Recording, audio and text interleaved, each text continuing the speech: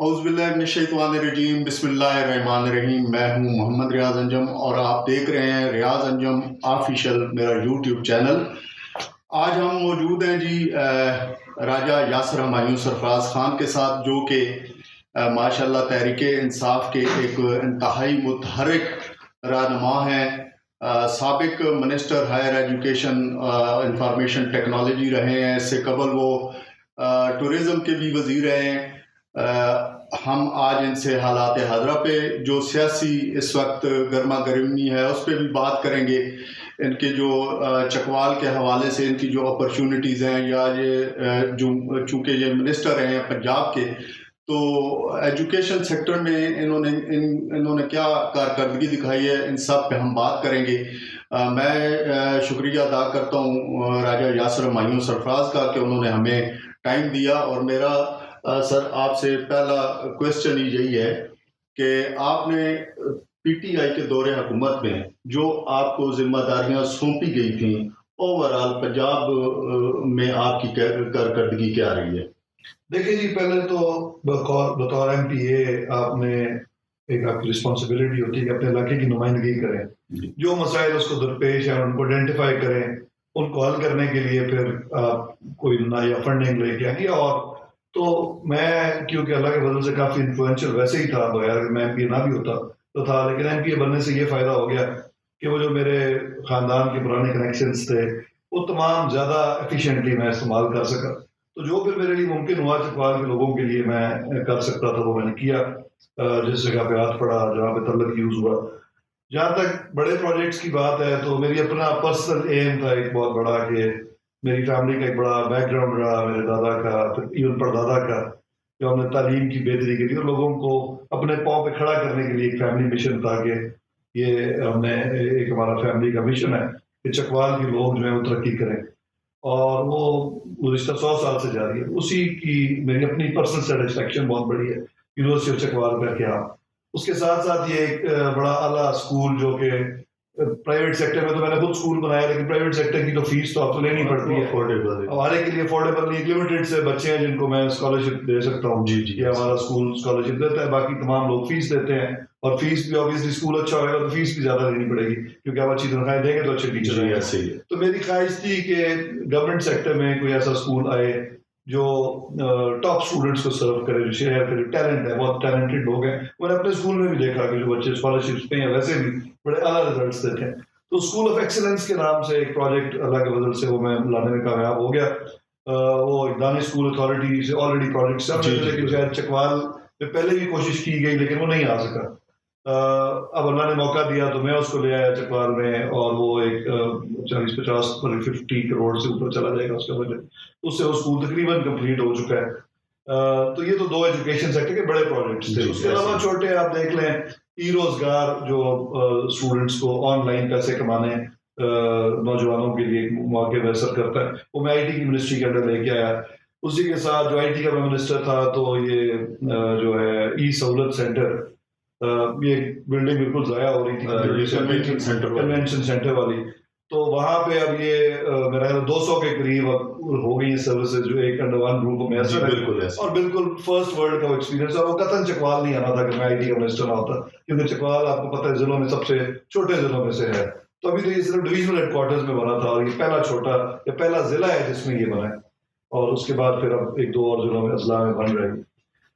اس کے علاوہ ٹورزم کا جب میں منسٹر تھا تو چکوال کو ٹورسٹ ڈیسٹینیشن انٹروڈیوس کروانے کی کوشش کی۔ پہلی دفعہ کوئی انٹرنیشنل لیول پہ ڈسکس ہوا کہ چکوال بھی کوئی ڈیسٹینیشن ہے جس کی خوبصورتی ہے، حالانکہ چکوال کی خوبصورتی تو ہمیشہ سے ہی تھی، لیکن مستر تز کے بابری میں ذکر ہو گیا، اور یہ تخت بابری میں موجود ہے، اس کی وجہ سے کلر گار جو ہے وہ پاپولر ہے، لیکن باقی چکوال کی جو بیوٹی ہے وہ کسی کو پتہ نہیں ہے۔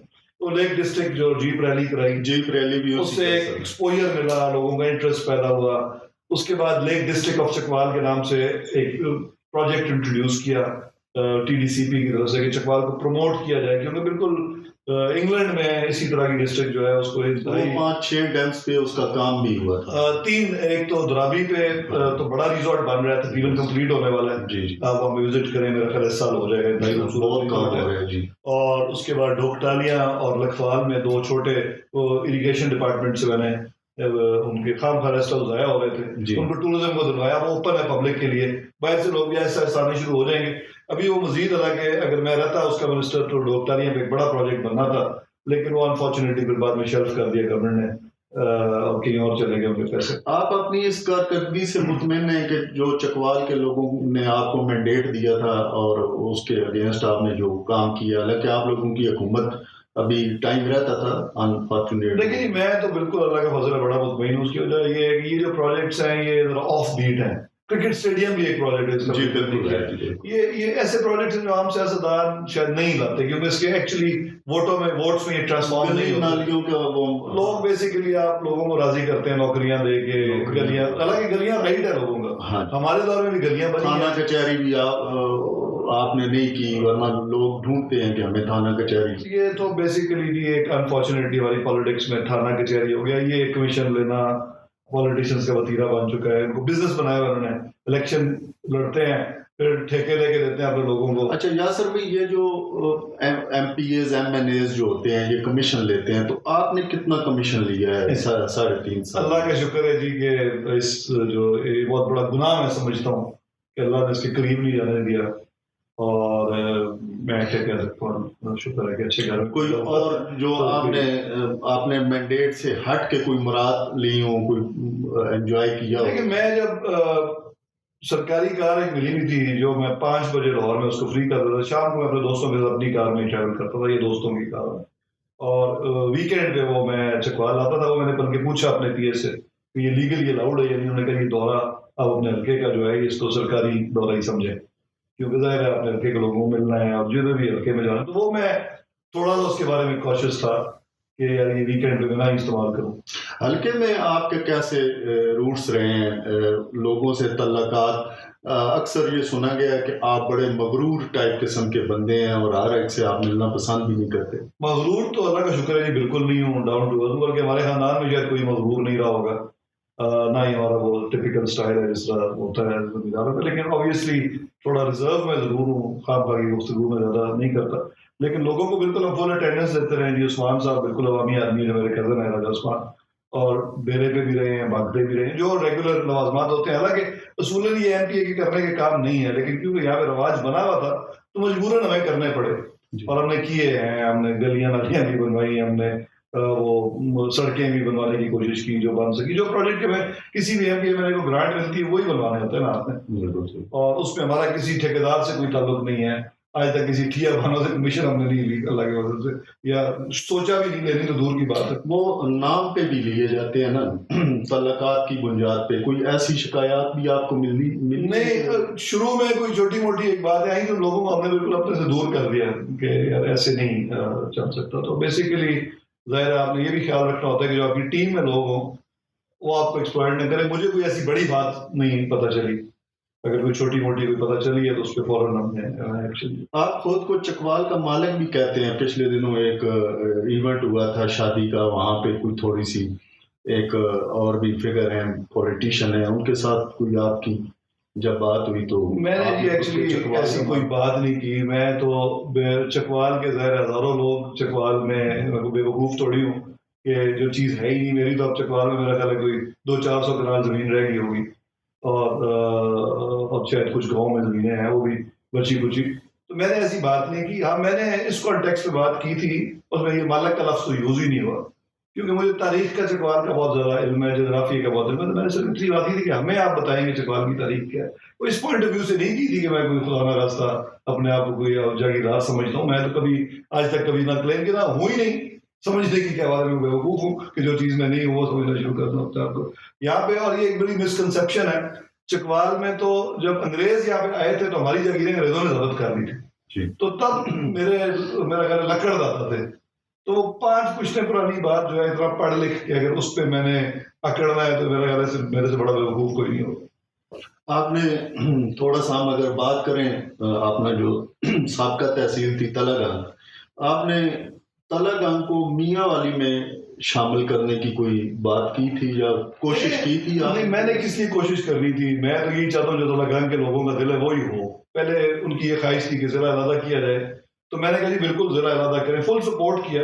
ہاں اتنی بات میں نے ضرور کی جو دھنی کا علاقہ ہے، کیونکہ میں چکوال کی ہسٹری بھی اور ہماری اپنی بھی ہسٹری ہے چکوال میں ایک، تو دھنی کے علاقے کے جو بالکل تلنگانہ کے بارڈر پہ گاؤں لگتے ہیں، وہ ان میں سے اکثر ہماری فیملی میں کہ ابھی بھی وہاں پہ زمینیں، تو میں نے یہ ریکویسٹ کی تھی کہ دھنی کے کلچر کو انٹیکٹ رکھا جائے پرویز بھائی صاحب سے، اور تلنگانگ والے ہمارے بھائی ہیں، اور گبیر کے اس طرف تلنگانگ ہے، ہمیشہ سے تحصیل تھا تو وہ رہے، اور جو چکوال کا علاقہ ہے وہ چکوال میں ہی رہے، اور ادروائز چکوال کی بھی شکل بالکل عجیب سی ہو جاتی نا اگر آپ چکوال کے جو پرانے علاقے ہیں ان کو.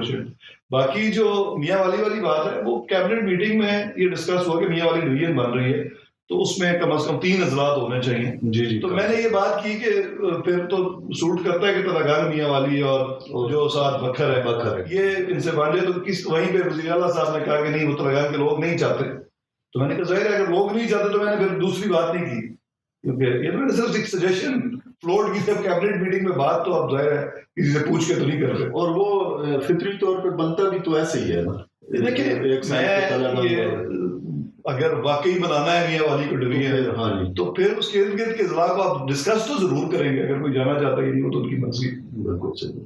اچھا ایک شروع میں جو میں نے کوشچن کیا تھا کہ یہ تو ہو گیا چکوال کے حوالے سے، یونیورسٹی آف چکوال تو نو ڈاؤٹ مجھے بھی پتہ ہے، میرا آپ کا بڑا ساتھ رہا ہے، اور یہ ایک آپ کا پالیٹکس میں آنے سے پہلے کا یہ ایک وش تھی، خواب تھا، وہ الحمدللہ پورا ہوا، اور آنے والی جو نسلیں ہیں وہ اس سے بہت زیادہ استفادہ کریں گی. آپ نے یونیورسٹی آف چکوال بنائی ہے، اسی طرح صوبوں میں کوئی اور بھی اس کی؟ جی بیسیکلی تو میرا ارادہ یہ تھا کہ ایک 10 سالہ پلان میں نے بنایا تھا کہ ہر ضلع میں ایونچولی ایک یونیورسٹی ہو، ایک بڑی یونیورسٹی ہو کسی ڈویژن میں. تو چکوال کی یونیورسٹی کو میں نے یہ سوچ کے ان کے نارتھ پنجاب پہلے نام سوچا تھا کہ وہ بڑے سائز کے، اور باقی ہر ضلع میں ایک چھوٹی یونیورسٹی ہو، اور اس کا ایک روڈ میپ تھا جس میں ہر سال یونیورسٹیز بننی تھی. 6 یونیورسٹیز ہم نے پہلے شروع کی تیسرے سال میں، کیونکہ پہلے سال میں تو ہمیں وہ بجٹ ہی نہیں تھا. جیسے ہی پیسے ہوئے تو پھر مری میں ہم نے کوسار یونیورسٹی بنائی، راولپنڈی ویمن یونیورسٹی، حالانکہ وہاں پہ آلریڈی فاطمہ جنات تھی، شیخ رشید صاحب کی خواہش تھی کہ ایک اور خواتین کی یونیورسٹی ہو، تو وہاں پہ ہم نے راولپنڈی ویمن یونیورسٹی، بکھر میں تھل یونیورسٹی، بکھر یونیورسٹی آف میاں والی، اور اس کے بعد لیا میں یونیورسٹی آف لیا، وہ بھی آپریشن کا آلریڈی سب کیمپس تھا لیکن اس کو یونیورسٹی ہم نے بنایا. پھر آخری دنوں میں میری یہ تھا کہ اگر پیسے نہیں ہیں اور ٹائم نہیں ہے تو مزید فی الحال نہ بنائیں اور اگلے دور تک چھوڑیں، حالانکہ روڈ میپ پورا تیار ہے. تو یہ 7 یونیورسٹیز تو ایٹ لیسٹ بابا گرو نانک یونیورسٹی ہے، اس پہ کام تقریباً کمپلیٹ ہے. ادھر دینا ننکانہ صاحب ایک سوابا بھی نہیں، وہ ہم نے ابھی تک وہاں پہ یونیورسٹی نہیں بنائی. جیلم میں ارادہ تھا روہتاس یونیورسٹی بنانے کا، لیکن وہ اس وقت کووڈ آ گیا تھا، بجٹ انہوں نے ڈراپ کیا، تو پھر اس کے بعد مزید کام نہیں ہوا.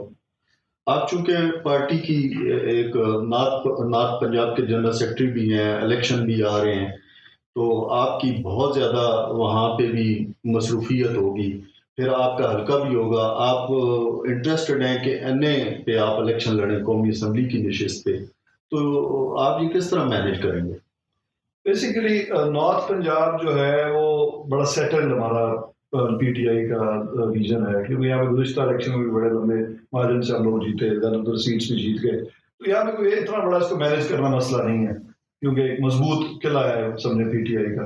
اور جہاں تک ایم این اے کی سیٹ کی بات ہے تو میں نے تو صرف پارٹی میں ایم پی اے کا الیکشن پہلے بھی نہیں لڑنا چاہتا تھا، کیونکہ ایم پی اے کے لوازمات کچھ اور ہیں اور آپ کو بہت زیادہ ہلکے کو ٹائم دینا چاہیے. ایم پی اے کا ایک بہت بڑا یہاں پہ پرابلم یہ ہے کہ منسٹر بن جائے اور ہلکے کو دیکھنا امپاسبل ہو جاتا ہے. تو ایم این اے پہ ظاہر ہے آپ کے پاس زیادہ لیوریج ہوتی ہے، کیونکہ بیسیکلی یہ کام تھانہ کچہری ڈیولپمنٹ یہ سارے ایم پی اے کے کام ہیں. اور یہاں پہ جو ہمارے ایم این اے تھے ذوالفقار صاحب، وہ کیونکہ پہلے ایم پی اے رہے تھے تو ان کو یہ کام بھی کروانے کا شوق بہت زیادہ ہے. تو میری یہ رائے تھی کہ ان کو ایم این اے کو ذرا الوف رہنا چاہیے، ان چیزوں سے ذرا سائڈ پہ رہنا چاہیے. جیسے پہلے جنرل مجید صاحب ایم این اے رہے ہیں اور جہاں جو لیاقت صاحب چلاتے تھے نا، مجھے بھی وہ پرسنلی کوئی انٹرسٹ بھی نہیں ہے کہ میں یہ کام کروں. پر اینی ویز اب میں نے پارٹی کو صرف یہ کہا ہے کہ کنسیڈر کر لیں، اگر مجھے ایم این اے کا ٹکٹ دینا ہے تو میں حاضر ہوں، نہیں تو میں تو پارٹی کے ساتھ ہوں، مجھے کوئی خاص شوق نہیں ہے کہ میں الیکشن لڑوں. وہ خان صاحب کے نظریات کے حوالے سے آپ کا ماشاءاللہ پارٹی میں ایک بہت بڑا کردار رہا ہے، تو اگر آپ کو این اے کا ٹکٹ نہیں ملتا اور پھر کہا جاتا ہے کہ آپ ایم پی اے پہ اس نشست پہ یہ الیکشن لڑیں تو پھر آپ کا فیصلہ کیا ہوگا؟ دیکھیں ایم پی اے کا الیکشن تو میں قطعاً گزشتہ جو ٹرینیور تھا اس میں نے لڑا تھا، لیکن اس میں بھی شرط یہ تھی کہ سردار غلام عباس خان جو ہے وہ ایم این اے ہوں گے. کچھ لوکل معاملات بھی ہیں کہ کس کے ساتھ مجھے وہ سوٹ کرتا ہے نہیں کرتا، تو اگر نہیں ہے تو ضروری تو نہیں، مجبوری تو نہیں ہے، پارٹی کے کارکن کے طور پہ بھی پارٹی میں رہ سکتا ہوں. دوسرا میں ٹیکنوکریٹ ہوں، ایڈوائزر بھی لگ سکتا ہوں خان صاحب کے ساتھ. آئی ٹی پہ جن چیزوں میں میرا گرفت ہے، تعلیم پہ بھی ہے، آئی ٹی پہ بھی ہے، ٹورزم پہ بھی ہے، اس کے علاوہ بھی بہت سارے معاملات ہیں. ایون یہ جو آج کل California Punjab sister state agreement sign ہوئی ہے، اس میں بہت بڑی ایفرٹس میری تھی، میرے تعلقات ادھر انٹرنیشنل لیول پہ ہیں، تو پارٹی کے لیے تو میں کام کر سکتا ہوں، مجھے کسی پورٹ فولیو کی ایسے ضرورت کوئی نہیں. ویسے الیکشن ہوتے دیکھ رہے ہیں پنجاب میں، سپریم کورٹ نے تو فیصلہ کر دیا، ویسے لگتا ہے حکومت کا بالکل دل نہیں ہے، دیکھیں کیا ہوگا. نہیں وہ یہ کہہ رہے ہیں کہ ہم نے عمران خان پہ ریڈ لائن لگائی ہوئی ہے، تو پھر یہ کیسے ہو سکے گا؟ لیکن ریڈ لائن تو عوام ہی لگا سکتی ہے کسی پہ، ایسے کوئی باہر سے بیٹھ کے ریڈ لائن کسی پہ لگا نہیں سکتا. خان صاحب کی جو پاپولیرٹی کا لیول دن بدن انکریز ہی ہو رہا ہے، اس کو کیسے آپ کو کا نیچرل ہو جائے گا نا. آپ نے پہلے شیخ مجیب الرحمان پہ ریڈ لائن لگا کے دیکھ لیا. تو یہ چکوال میں ٹکٹوں کی تقسیم کوئی مشکل مرحلہ ہوگا اس میں، اگر آپ انکلوڈ کریں تلنگانہ کو بھی، چونکہ ایک نیچرلی. دیکھیں تلنگانہ میں تو معاملات ڈفرینٹ ہیں، وہاں پہ پرویز علیہ وغیرہ نے جوائن کر لی پارٹی، لیکن ہمارے پارٹی کے کارکن ہیں، ان کے اپنے تحفظات ہیں. میرا خیال ہے اگر ان کو ساتھ لے کے چلنا ہے تو پارٹی کو دور کرنا پڑے گا، کچھ نہ کچھ تو دیں گے. یہ تو نہیں کہ سب سیٹیں ایک طرف دے دیں، شاید ممکن نہ ہو، لیکن آئی ڈونٹ نو یہ پارٹی کی وہ تو دیٹ ٹائم وہ چونکہ کولیشن تھا نا، اب تو چونکہ وہ پارٹی میں ہے، پارٹی منشور کی بھی انہوں نے پابندی کرنی ہے. ہاں ایگزیکٹلی، لیٹس سی. چکوال میں امید نہیں ہے کہ میں نے تو کوئی پرابلم کریٹ کرنی تھی، تو اس لیے کیا پرابلم ہو سکتی ہے. باقی بھی پارٹی میں ساتھ لوگ بڑے اچھے رہے ہیں جو ابھی تک رہے ہیں. لائنز میں اگر ڈرون ہے ہمارے جو پی ٹی آئی کے ذہنی لوگ ہیں آپس میں، تو ظاہر ہر بندہ کوشش کرتا ہے کہ ٹکٹ اس کو مل جائے، تو اس میں کوئی حرج بھی نہیں ہے. لیکن ناصر بھٹی صاحب ہیں، وہ انہوں نے پارٹی چھوڑی تو نہیں ہے، لیکن کوئی ٹکٹ نہیں ملا. بالکل 5 سال لگے رہے پارٹی. اور میرا خیال ہے پارٹی میں رہے جو لوگ، تیمور خان صاحب ہیں، تیمور علی خان صاحب ہیں، یا ایون پیر وقار ہیں، یا مختر شہباز صاحب ہیں، پیر مفار قاسم صاحب ہیں، جی سردار آفتاب صاحب کی تو بڑی ایفیلیشن رہی ہے سب کی رہی ہے. اگر پارٹی کی گورنمنٹ آتی ہے تو آپ کہیں نہ کہیں ایڈجسٹ ہو جاتے ہیں، اگر آپ پراپرلی اس پروفائل پہ رہیں تو. ہمارے بہت سارے پنڈی میں ایسے لوگ آئے ہیں، پوزیشن ملی ہمیں. انفارچونیٹلی چکوال میں جو ملنی چاہیے تھی ویٹیج، وہ کئی لوگوں کو نہیں مل سکی، جس کا مجھے افسوس ہے. لیکن اس کے باوجود جو ہے وہ کوشش کر رہے ہیں، کیونکہ ہم نے اور کیا تو انشاءاللہ نیکسٹ ٹائم آپ پارٹی قیادت اگر بلدیات ہو جاتے تو پھر شاید بہت سارے ہمارے اور لوگ ایڈجسٹ ہو جاتے ادھر. پارٹی قیادت میں آپ کی مشاورت کو بھی بڑی اہمیت دی جاتی ہے. تو خان صاحب جو پہلے بلیک میل ہوئے، آپ نے جو جن کے ضمیر جا گئے تھے، اب ان کا کوئی آنے والے الیکشن میں، آنے والے ٹائم میں ان کا کوئی تدارک کسی طرح سے کیا جائے گا کہ بندہ پارٹی سے اس طرح؟ دیکھیں اب یہ تو ہے کہ جس نے پارٹی چھوڑ کے جانا ہے وہ جا سکتا ہے، کسی بھی ڈیموکریسی میں ہوتا ہے استعفیٰ دینا، استعفیٰ دے تو یہ چیز کلیئر ہو گئی ہے نا. جب یہ لوگ ڈسکوالیفائی ہوئے ہیں جو ہمارے پنجاب میں جن پہ کیس ہم نے کیا تھا، اس کے بعد میرا خیال ہے اب صرف وہی جائے گا جو استعفیٰ دے گا. اختلاف تو ہو ہی جاتا ہے، انفارچونیٹلی اس ملک میں مجبوری یہ ہے کہ آپ، کیونکہ پارٹیز کے اندر، ہماری پارٹی سمیت کہیں پہ بھی جمہوریت تو ہے نہیں پارٹی کے اندر، تو اگر آپ کی لیڈرشپ سے اختلاف ہو جائے تو آپ کو پارٹی تو چھوڑنی پڑتی ہے. تو پھر اس کے لیے آپ کا بیسٹ طریقہ یہ کہ اگر الیکٹ ہوئے ہیں تو استعفیٰ دے دیں، یہ آنریبل طریقہ ہے چھوڑنے کا. اور اگر آپ فلور کراس کر جاتے ہیں اور سیٹ بھی نہیں چھوڑتے پارٹی کی دی ہوئی، تو یہ اچھا طریقہ نہیں. اتنی سی بات. Thank you sir, so kind. آپ نے آج ہماری یہ جو گپ شپ ہے یہ سنی راجہ یاسر ہمایوں سرفراز صاحب کے ساتھ، تو یقیناً ہم یہ سلسلہ جاری اور ساری رکھیں گے. Thank you.